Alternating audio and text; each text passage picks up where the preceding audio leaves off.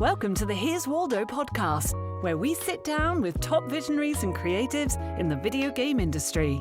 Together, we'll unravel their journeys and learn more about the path they're forging ahead. Now, let's get started with the show.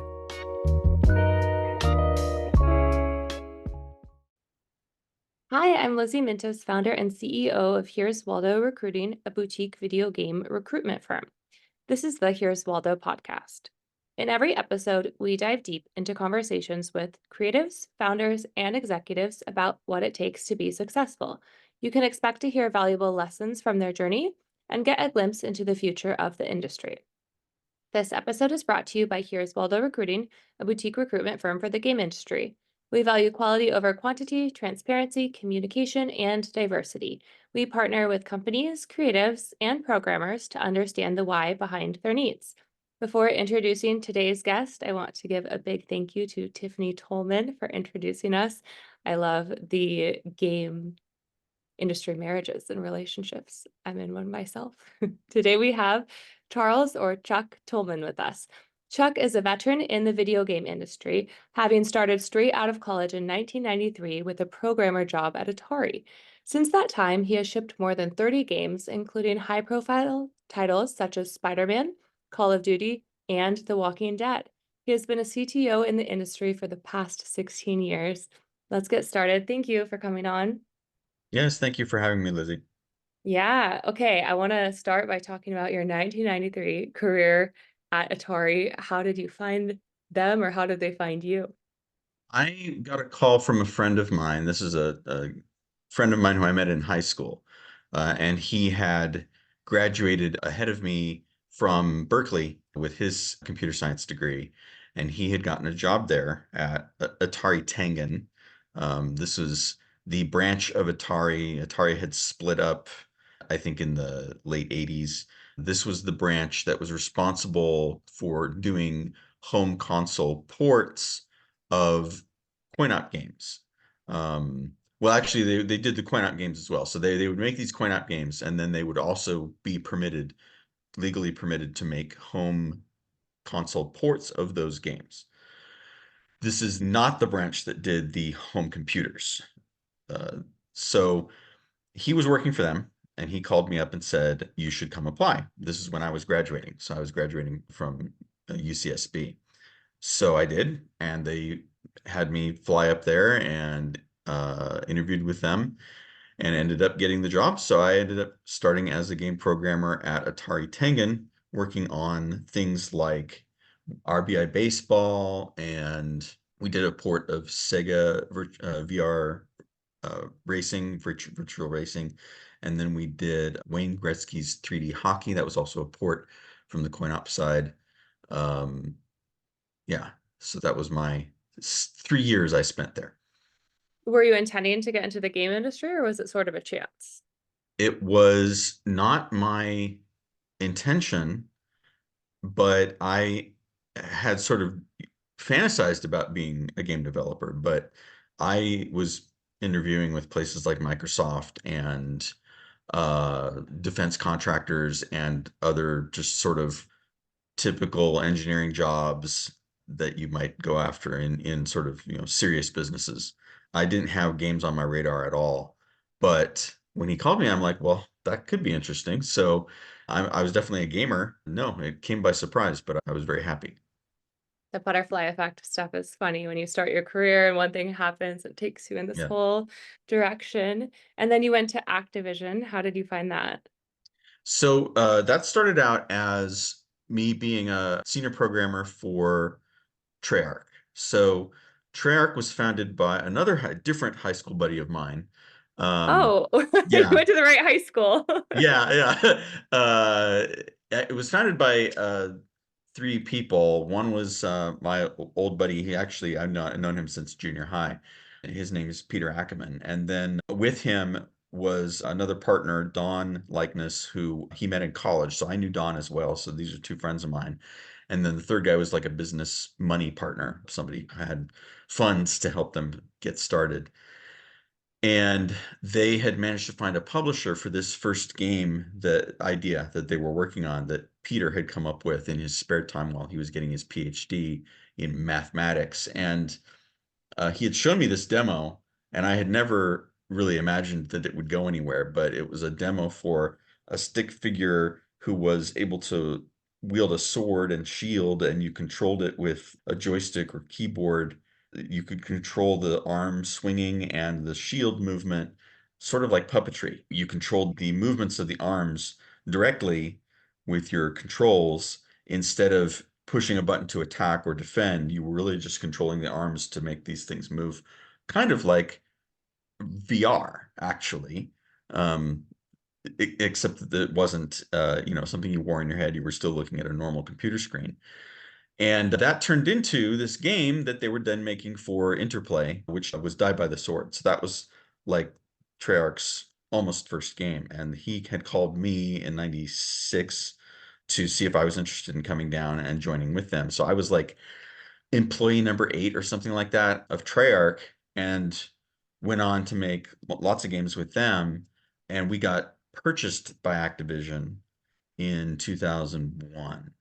They had us working on their Spider-Man franchise, and that was the first movie game for Spider-Man. And they decided they wanted to bring us in-house. They decided that franchise was valuable enough they didn't really want to have it be in the hands of contractors. So they're like, we're just going to acquire you. So we became part of Activision at that point, and that's what led to eventually us working on Call of Duty with them. So yeah.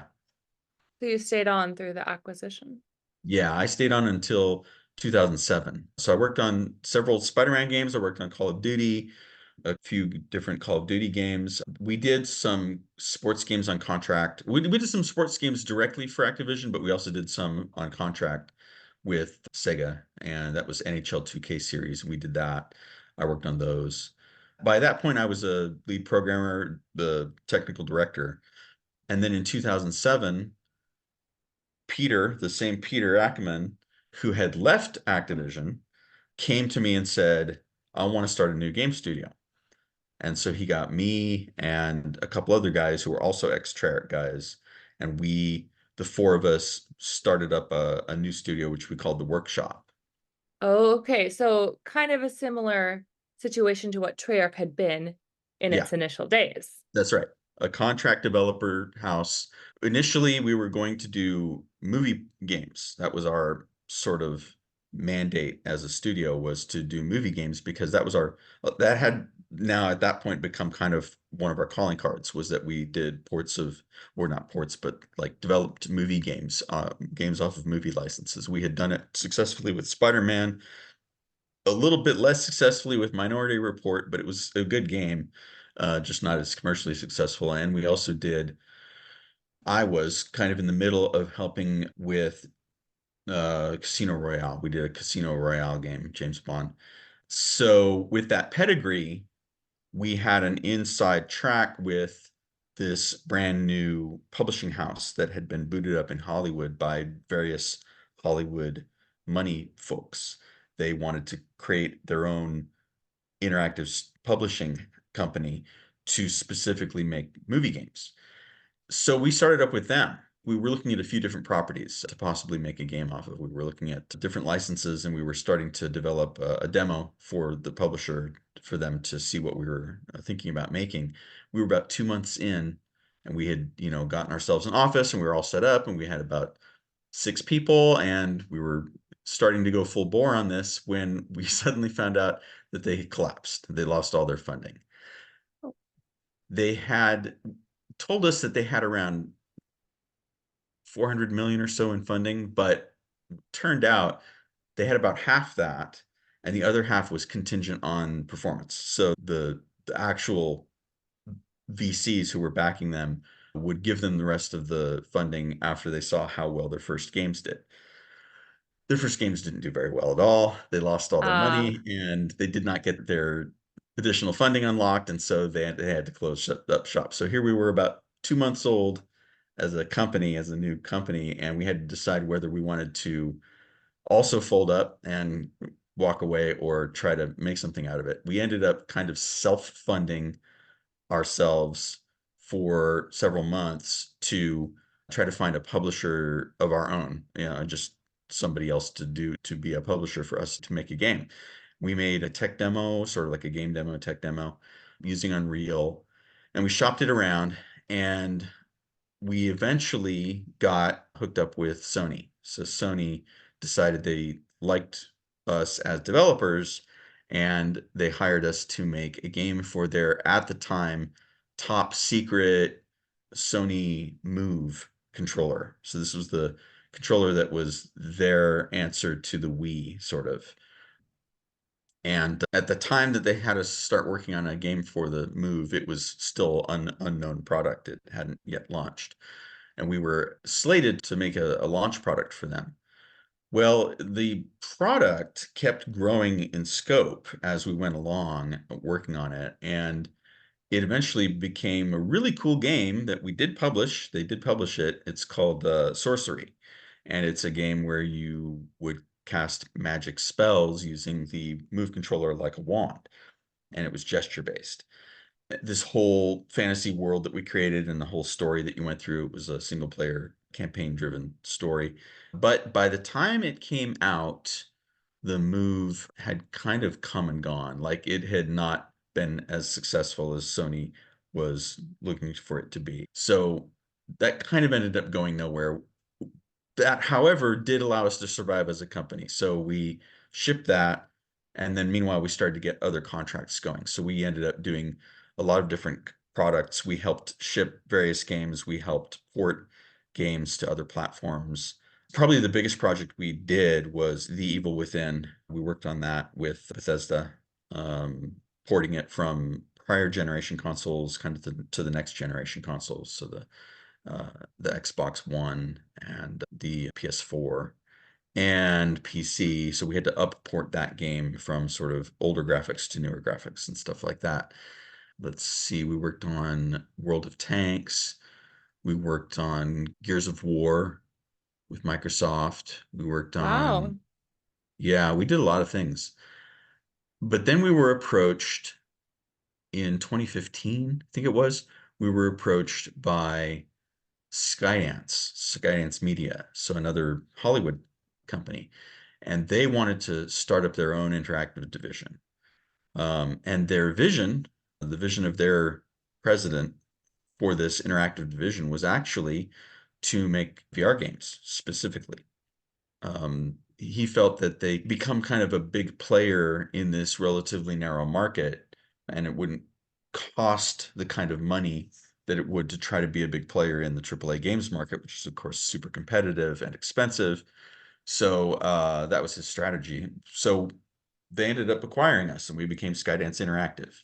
Okay, and at that point, were you shopping around at all? Was that a desire of yours to be sold? Like, how did it even come about? It came about because we had an agent who had helped us land quite a few different contracts. Oh, I didn't even know that was a thing. That makes Yeah, sense. yeah. And he came to us and said, I've just been talking to this company that does television and movies. They're called Skydance Media or Skydance, and they want to create a game studio. They want their own game studio. They want to create a Skydance Interactive. They had a couple different companies that they had looked at. We ended up on their radar because of him, because of our agent, and we ended up convincing them that we were the best option. So yeah, that's how that happened. Okay, I have other questions. In terms of Sure. convincing them you were the best option, I feel like lots of people talk about their company being sold, or bought rather. Someone just told me Yeah. the other day, no company is sold, it's always bought. But what do you think made you win in that case? Well, we definitely had we had a very deep resume as a company and as who we were, even as individuals in the game industry. We were very seasoned. We Yeah. had worked on all these different AAA games, and that goes back also to the days of Treyarch and Activision, because so many of the members of the company were ex-Treyarch people. So it was not hard to convince them that we knew what we were doing as far as game development was concerned and as far as being able to handle technology. We also could point back to our history of doing fairly cutting edge work in terms of working with cutting edge technology, because even back to the early days of Treyarch and doing this kind of interesting game that we did, Die by the Sword, that was almost a VR-like experience in itself, and then working on the Move controller and doing Sorcery for Sony, that helped, I think, convince them that we were a good choice when it came to a new sort of cutting edge technological with VR. And we had played around with it. We hadn't published anything, but we had done a couple of demos of things using VR just because we felt that it was a good idea for us to gain some experience and be ready to work on something in that area, just because it was a new emerging thing. So that was And proactive. It wasn't needed. You yeah, just thought that we should get this because it's a new emerging technology and we should yeah, have a yeah. demo ready. Yeah, exactly. It wasn't much. It was just kind of proving that you could get into the headset, and we had a little virtual like living room, and you could interact with some of the things in the space, including a television. So it was kind of an interesting little demo, but it just proved that we knew how to use the technology. We knew how to create an experience. Oh, and we had worked on, it wasn't VR, but we had worked on another odd sort of unusual thing. We had done a small scale interactive play experience with a company that does like shopping mall interactive hardware. It was this thing where you would be able to step up in front of a projected screen and just use your arms to interact, and it was looking at you with a camera, and it was sort of like the Kinect, right? It was based on that kind of technology. I don't think it was literally the Kinect device, but it was something similar. And it was a brief play experience where you were supposed to be Iron Man and you were shooting things down with your repulsor, your hand repulsors. So that was something that I think also contributed because it was sort of VR-like, again, gesture-based, another of those kinds of experiences. And then the thing that they had us do when they were interviewing us as a company, when we were pitching them on why we would be a good choice, they said, all right, come up with a game pitch for a VR game, not based off of any license. If you could make a VR game, what do you think would be the best, most awesome VR game that we could make? And so we created a game design and a pitch deck for a game in which you were piloting a mech. So like Pacific Rim kind of, right? Like you're not really a giant robot yourself, you're piloting a large giant robot machine and battling enemies with it. We had this whole idea of that you were part of a larger military unit that consisted of you piloting this mech, supporting infantry, sort of like a tank division would be supported by infantry, right? And so part of what you're responsible for as the pilot was protecting the infantry from threats, but also they're supporting you in what the targets are you're supposed to be taking on. So we pitched them this idea, this mech piloting game, sort of like Mech Warrior style game in VR. And they liked it so much that they said, okay, we'll buy you and we want you to make that game. And that's what we ended up Cool.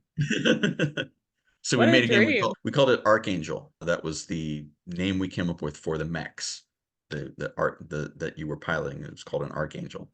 And we made that game and shipped it. And it did okay. It didn't do great, but it did okay. It was a good game. It was fun.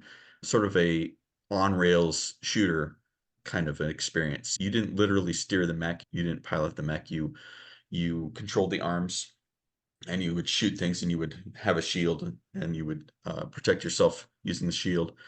And it was a very story driven, very narrative driven experience as well. And then we made a semi sequel or expansion to it, which was called Archangel Hellfire. And that was full piloting where you actually controlled the mech. You were actually uh, driving it around with the joysticks basically, while you would control the arms and do all of that other stuff. And it was multiplayer. So That was Oh, cool. our follow-on for that. And that was also really cool, fun game. That led to us getting in contact from, we got a contact from Skybound, Skybound Entertainment, I think they're called. And their main thing really is that they have the license for and all sort of publishing and core interactive rights for The Walking Dead. That's the graphic novels by Robert Kirkman. Although AMC had its television thing, and ironically turned out they had the interactive rights for their television show, this was interactive rights for the comic books, and we made Walking Dead Saints and Sinners with them. And that really took off. That became our actual success story as a VR studio and kind of allowed us to achieve the goal that Skydance had set out for us to achieve, which was to become a premier VR game studio. Wow, what a story. Congratulations. Thank you. So in the Walking Dead game that you made, was there a certain point in the process? What stories do you have? Like, was there a certain point where you knew that it was really going to take off? And were there any hard calls or near-death moments in the journey to get there?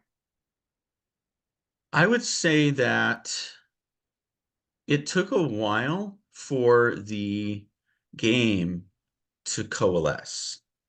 We knew we had something sort of a core for it that was good in terms of the gameplay of just being able to interact with the walkers and the melee action, the melee combat that you would engage in with them and stuff. It was a good experience. It was fun, but it took a while to kind of figure out what the game experience around that was really going to be like, and went through a few different iterations. Early on, we were kind of focused more on just the narrative side of things, like telling these stories about difficult decisions you had to make, and the sort of moral tension that is typical in the comic books, where you have to make these very difficult decisions about who's going to survive. Someone got infected, you have to kill them, these kinds of things, right? But we ended up kind of realizing that what we really wanted, or what was really the most fun, was having this sort of core game loop where you would focus on just the need to survive. Yes, we had a story, and there were some dilemmas you had to face in that story, but rather than the bulk of the game being about that, we realized it really was about the action and the tension of managing resources in a dangerous world that you're constantly under threat. So we drilled in on the limited resources and the experience of going out into this world that's infested with walkers, but having the level of difficulty ramping up gradually as you were out there, and especially having this time limit where you try to achieve your objectives when you would go out, but after a certain amount of time, you'd hear these bells going off, like a church bell style bells going off. And that was the signal that the walkers were coming. And like you would suddenly start to see more and more of them. And they would kind of inundate you if you didn't get out quickly enough. So these kinds of mechanics. We drilled in on really survival horror, but almost like more survival strain and less, not horror in the sense of jump scares, but just horror because it's walkers, right? Because it's kind of scary. Yeah. Yeah. How Yeah. did And that you was, know that? How did you know that you should drill down on that? Did you do a lot of play testing? Was it yeah, internal? Was it we discovered external? it. Yeah, we discovered it through playtesting it and realizing that limiting your resources and having it be a constant struggle to accomplish these goals, the missions that you had, and being able to scavenge the world for additional resources, but having it always be kind of this fight to get enough to bring back to your base to be able to craft more ammo, or to be able to, repair your weapons, which can break, or to make new ones, to make food, because if you didn't have food items with you, it would be difficult because your stamina would start running out. You would be needing to consume all these resources in order to be able to battle against the environment. And you have to go out into that environment to get the resources So it's this constant loop. And I don't even know when exactly we stumbled across that. I think it was because somebody was playing some game like Far Cry or something and kind of realized, oh, we should have these kinds of mechanics. Like the world is dangerous and we don't want you to ever feel really safe. We want you to always feel that tension of it's not easy being out there, but you have to go out there just in order to keep surviving and progressing through the story. But the longer you stay out there, the more dangerous it is. So yeah. So we realized that was a good loop, and that became the key. And so you would say that playing other games kind of in the genre is very Yeah, helpful when you're yeah, creating a game. yeah. Very helpful.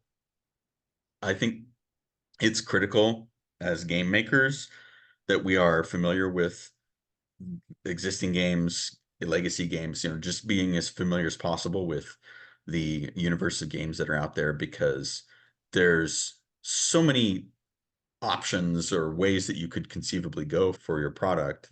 You've got to develop some kind of a vision for what you think is going to be the most fun. I think without that awareness of the ideas that others have come up with before you, it just is really hard. I think that just as it's hard to come up with a unique idea because so many things have been done before, it's also hard in the sense of that, like, the odds are pretty good that your idea is not that great if you're trying to invent in a vacuum. Yeah, that's true.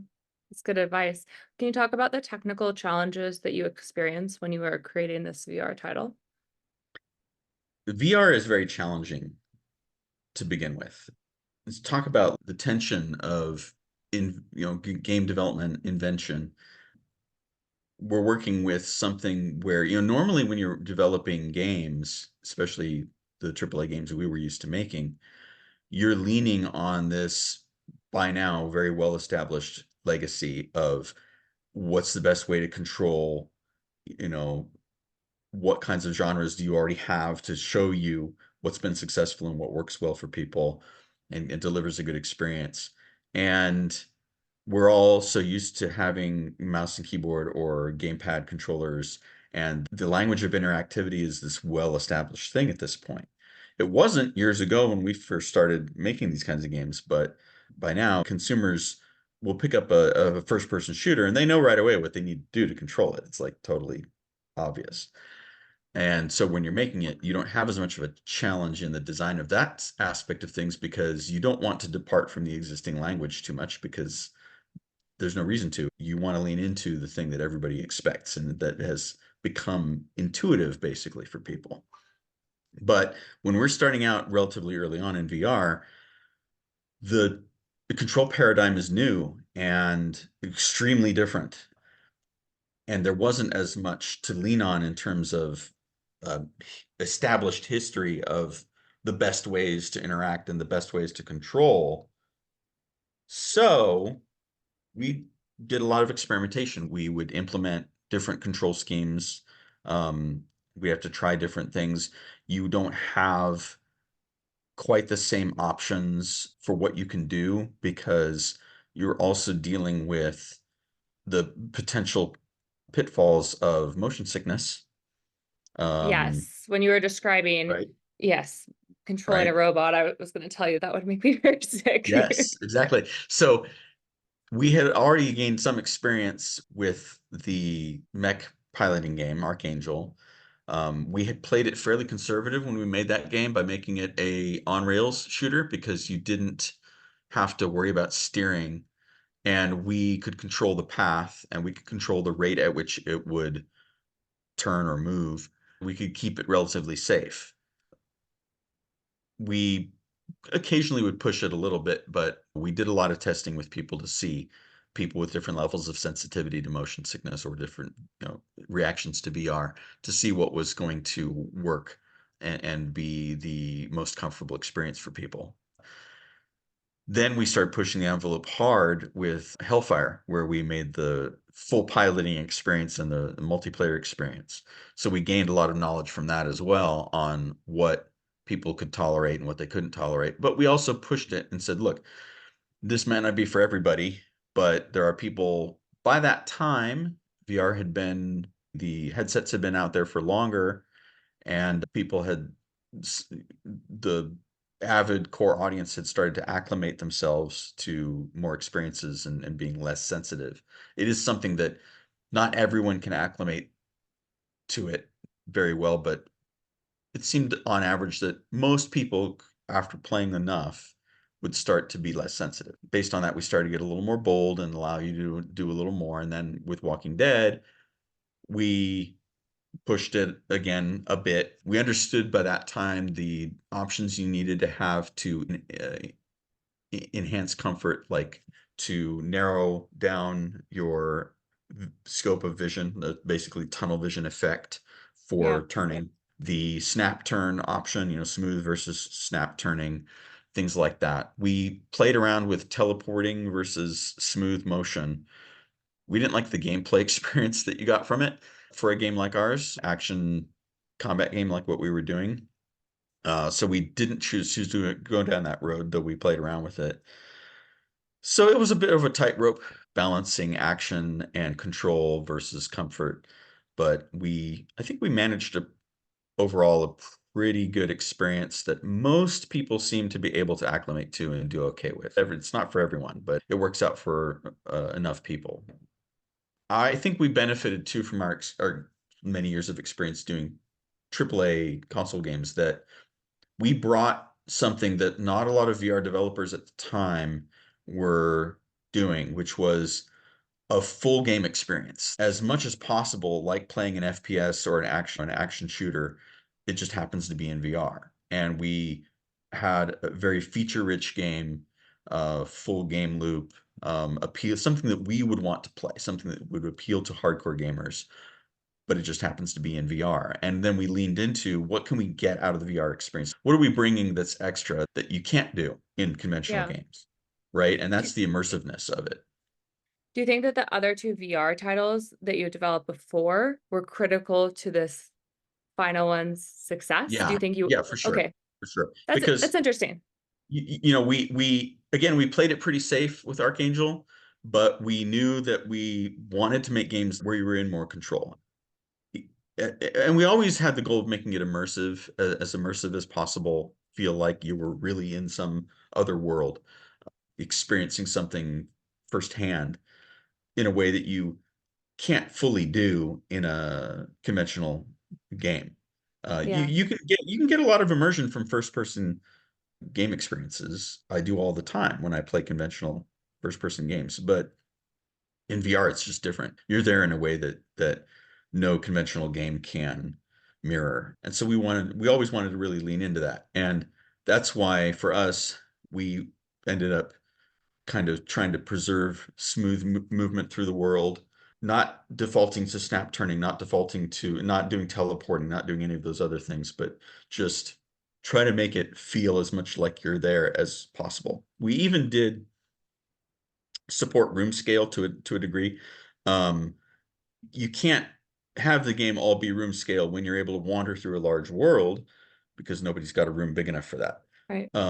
But we did technically support room scale VR in the sense that you could move around in your environment, and you'd move that same amount in the game. It's just that if you wanted to really travel, you'd have to push the joystick and start walking your Yeah. virtual self. Um, but Peter one day put on a quest and went outside in his neighborhood. He started walking. He had his daughters kind of help warn him if he was walking where he shouldn't or if he was going to hit something. And he just started playing the game outside, wandering around, doing it, quote, room scale the whole time.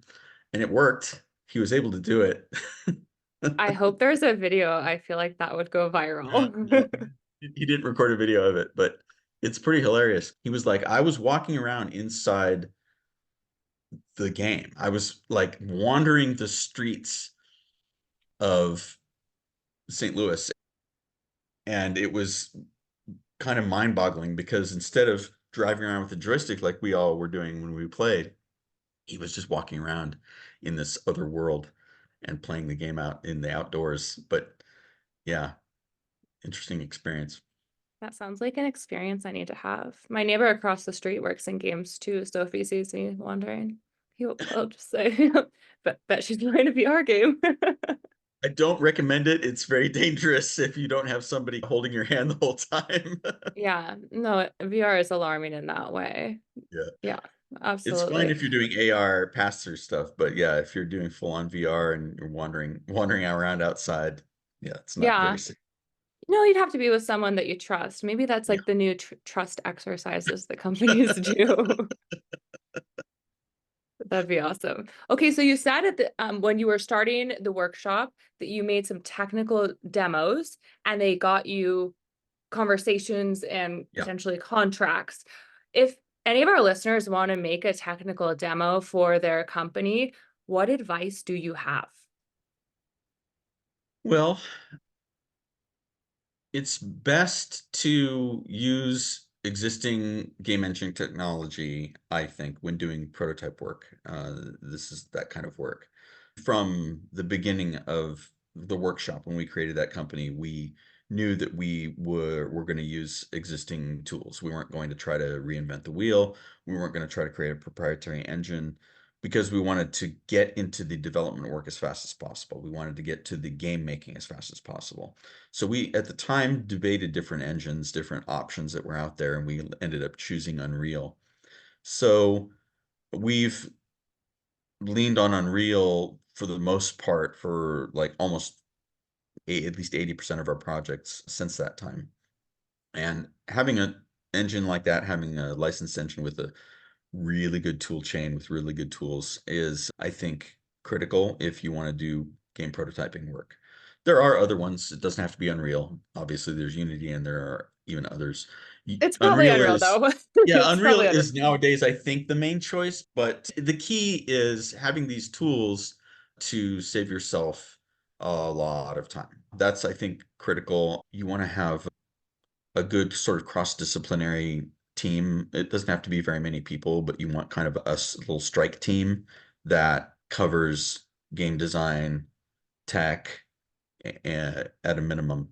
Obviously, you need a certain amount of art, support, things like that. You can do a fair bit though with canned assets. Like you can go on Unreal Marketplace if you need something that doesn't just come by default with it, like you're not just going to use the default assets for everything, then you can go on Unreal Marketplace and other places and get a lot of things, and they're not necessarily expensive.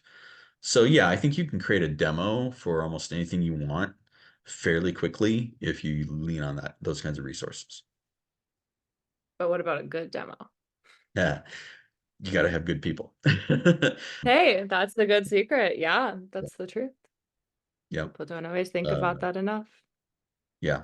It's always very, very good to see people who are younger and are coming into the industry and are motivated to do things themselves and learn the tools on their own time and just have that enthusiasm and make their own things. But to make a good game demo, you either have to be a genius or you have to have experience because there's a lot of learning there, right? There's a lot that you have to either get lucky or you have to learn what's going to work and what's not going to work, or just do a lot of experimentation. Like if you spend a lot of time trying different things, you can hone in on something that works. So either experience or spending a lot of time iterating, hopefully both, to get the best possible result. Yeah, or you can just do Pokemon with guns. You can do that. You can just borrow ideas from other Just places. joking, just joking. You can. Sort of. I mean, lots of games are inspirations from one another, as you Sure. said, right? It just Sure. depends on how Yeah. close the inspiration might be. Yeah. Yeah. You don't want to just be completely uncreative and just copy something that somebody else did. On the other hand, trying to make, I mean, if it's not for commercial purposes and if it's just for learning purposes, trying to recreate something that you already have played just to see if you can make your own version of it, that's a lot of learning experience right there you can gain. When I was a high schooler, I would try to make my own versions of things, copying some game I had seen or played. And you learn a lot just by trying to make something that emulates what somebody else has already made and trying to build that yourself from scratch. It's, of course, a lot more work than you ever realize when if you haven't done it before. Yes, absolutely. So a lot of people dream about being a CTO in games, and you've been a CTO in games for quite some time. What advice do you have for somebody that is aspiring or working hard in order to get there? Well, you need to have, I think to do a good job being a CTO, you need to have gained quite a bit of experience, ideally, both as a programmer, as an engineer, doing lots of different things, but also as a programming manager, as an engineering manager. Typically, especially in a smaller company, as a CTO, you really ideally are wearing a lot of hats because you're likely doing a lot of coding. You're likely guiding the engineering side of things pretty intimately. Even the things you're not coding yourself, you're probably spending a lot of time kind of overseeing and giving advice to others. You're mentoring. You also have to be the engineering manager, if it's a small company, especially. In my case, I did a lot of IT stuff as well. It wasn't all on my shoulders, but a lot of the infrastructure for the company, I had to be the one to set up or at least help decide what we were going to do, what we were going to use, what tools. So, yeah, being comfortable doing a lot of different things and not all of it is programming. In fact, ultimately, a lot of it isn't just programming, really. I think the industry sometimes, especially historically, promotes people into managerial positions based off of them being good at their jobs as developers, and then they don't have training or experience at being a manager or having other people report to them and being a good caretaker of people. And that can be very detrimental. So I think that even just for somebody who's becoming a senior or lead programmer and has other people who they're sort of responsible for, really ought to have management training. And that I think doesn't happen often enough. And that doesn't just apply to engineers, that applies to really all disciplines. So if you're interested in going up that ladder, then make sure that you're learning the right things and reading the right sorts of materials and taking classes or getting training. And ultimately, it's better if you really are a people person and really enjoy doing that. If you don't enjoy managing people, and not all people who get into games development actually can or want to or should be managing others, then don't do that. Talk to your company about an alternate track. I want to still have room for growth. I want to still be able to become more senior and still be able to be promoted and earn more for my experience and becoming better and better as a game developer, whether it be an artist or a designer or a programmer or whatever it is, without being forced to go down the management track, which is that, again, another mistake I think game companies have made historically, which is not to have the proper track for advancement for those who aren't going to manage other people. Yeah, I think it's getting So better. yeah, There's just it's distinguished getting better. engineers and Yeah, it's different getting titles better. that you can And strive to. yeah, especially the bigger companies, which have a little more leeway to do that kind of thing, Right. are doing it. It's more challenging for smaller companies because they don't have as much Yeah. depth to them to be able to do that. And so that's something to be aware of. At a smaller company, there may not be that ability, but I think if the company is aware of it and they're really paying attention, that you can do a lot. You can do a lot to acknowledge and provide room for growth for those people to feel like they are as much valued by the company and rewarded for their knowledge and experience and achievements, even though they're not managers, even though they aren't being held responsible for managing other people. And the truth is that a manager has to spend a lot of their time managing and can't be as good of a game developer because they don't have the time. They're having Yeah. at best, they're dividing their attention, and at worst, they're really spending all their time either just doing the managing and can't be relied upon to do the tasks, or they're spending way too much time trying to do things and not paying attention to the management side of things. And that ends up being really the worst result, because you put somebody in charge of other people, and those people, in essence, don't have a manager now. Yeah. So are you a proponent in a small company of having somebody just manage or just program? I Or, think that it's, do the task, arch, yeah, whatever it is. I think that in a small company, you don't have as much leeway to necessarily having people devote all of their time to managing, but you should try and try to get people into a position where they're not being expected to divide their attention so much. It'll be a better result.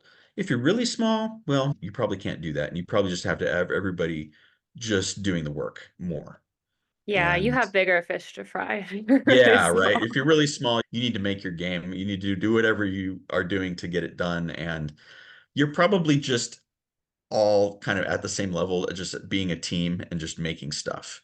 And it's garage band time, and that's just how it is. Garage band time, I like it. I have one last question. Who have some of your biggest mentors been throughout the years, and what particular advice do you have that you still think about or has resonated with you the most? Well, I think I gained a lot early on in my career from people who had a lot more experience. One of my early mentors was a man named Bill Hindorf, and he was a senior manager type person at Atari and had been there for a long time. And he just was a really good guy, and he was very patient and willing to teach. And I guess I would say that what I learned from people like him is like being patient and keeping a level head and not panicking when things get difficult, um, is important. Yes. And even though he's like very much an engineer and treats things fairly clinically, still he was somehow able to be a people person. He was able to somehow be a good manager. So yeah, I think understanding, being patient with people, understanding that everybody has their own perspective on things, everybody has their own needs, and the best thing you can really do is listen and try to understand where they're coming from and what their, worries are, what their concerns are, so that you can talk to them from a place of kind of understanding and sympathizing with whatever their concerns are, whatever their needs are. As a manager, that's critical. So I guess, yeah, I would say that from people like Bill, I learned those values of, you know, how to treat others, how to be respectful of your coworkers, and especially the people under you. If you're a manager, they aren't like your servants. They're just your coworkers that you're responsible for assisting in getting things done and listening to their needs and trying to fulfill their needs as part of the job, rather than being some sort of dictator coming down from on high telling them what to do. What a good lesson to learn early on. Mhm. We've been talking to Chuck Tolman, who has been a CTO in the games industry for many years. Chuck, where can people go to contact you or learn more about you? Well, I am on LinkedIn. You can look me up there and ping me. I'm happy to chat with people. That's probably the easiest place to get a hold of me. So yeah, just look for me. I think I'm listed as Charles Tolman. I go by Chuck informally. And yeah, feel free to reach out. And maybe send a very specific message. Always my advice when you reach out to anybody on LinkedIn. I heard you on this podcast and I wanted to talk about X. Yeah, Thank you so much. great. Thanks for having me, Lizzie. It was fun. Yeah, thank you. Thanks so much for listening to the show this week. To catch all the latest from Here's Waldo, you can follow us on LinkedIn. Be sure to click subscribe to get future episodes. We'll see you next time.